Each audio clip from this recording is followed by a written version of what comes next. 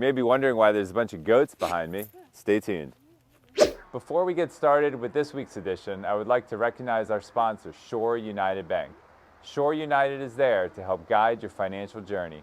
Wherever you wish to be, Shore will be by your side every step of the way. Visit their downtown branch on William Street or at Harrison Crossing. And now, on to this week's episode. On this week's episode, we're out in King George County. I'm with Shawn Phillips and Carly Brown, who are the owners of the Good Steward Farm, which is in Stafford County, the White Oak area of Stafford County. You may know Shawn. He was the longtime owner of Spencer Devon Brewing downtown. He's now, with his wife, moved into a really cool new venture that we're going to tell you about today. So, nice. Carly and Shawn, thank you for joining us today. Thanks for having us. Yeah. This is awesome. Yeah. We're not at the Good Steward Farm right Right. now, but that's where you live. And tell us about what the Good Steward Farm is. We are very conscious of nature and the environment. We started off very slow. I had chickens and geese and honeybees, and we were just letting the ground take control of itself, let native vegetation and so forth do what it wants to do. We started realizing we had a lot of invasive things like privet, so we added goats to our farm, and it helped to clear out the invasives, put native stuff back in. We wanted the dairy milk from the goats and also their free labor.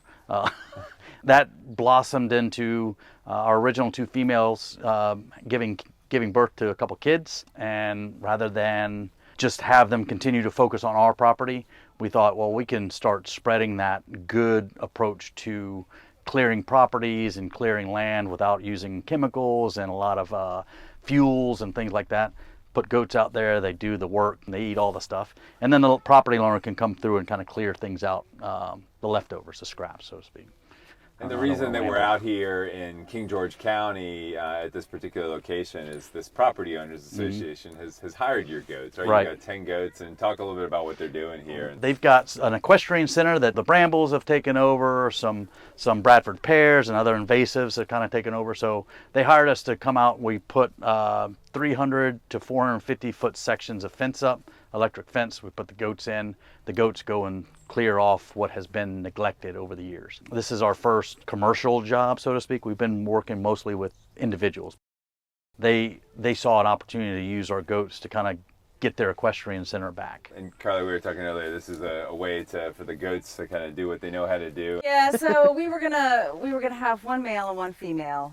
So we were gonna let them do what goats do, and we were gonna have a couple freezer kids. But it turns out that I really, really like them, and they are adorable. And so that's not what ended up happening. We found a different purpose for them. I can't do it now. So we're hoping that the landscape business will really take off. So people have found you on your Facebook page, and then Right. they'll hire you basically to come out and clean up their yards or Exactly. their properties. Exactly. Yeah. This has been a very long-term job. On average, the goats go to somebody's house. We had one client, they were there for 5 days, and we've had most clients, they're there for 10 to 14 days. It's worked out well. You'll see that there's some kids over there.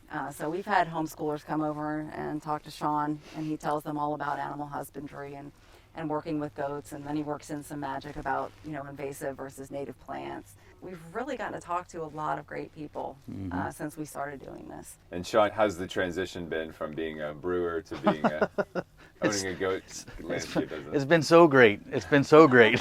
I get to be outside just about all day long, every day, which is amazing.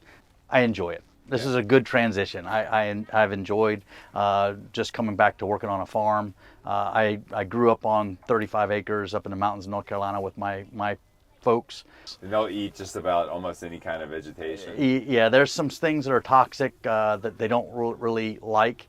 We'll go through, and if there's anything toxic, we'll cut it out. We'll take it out of their pen. And so every time somebody calls us, the first thing we have to do is go out to their property. We have to make sure that, number one, it's a safe area for the goats. And that does include making sure that there's not toxic plants that they're going to eat a bunch of.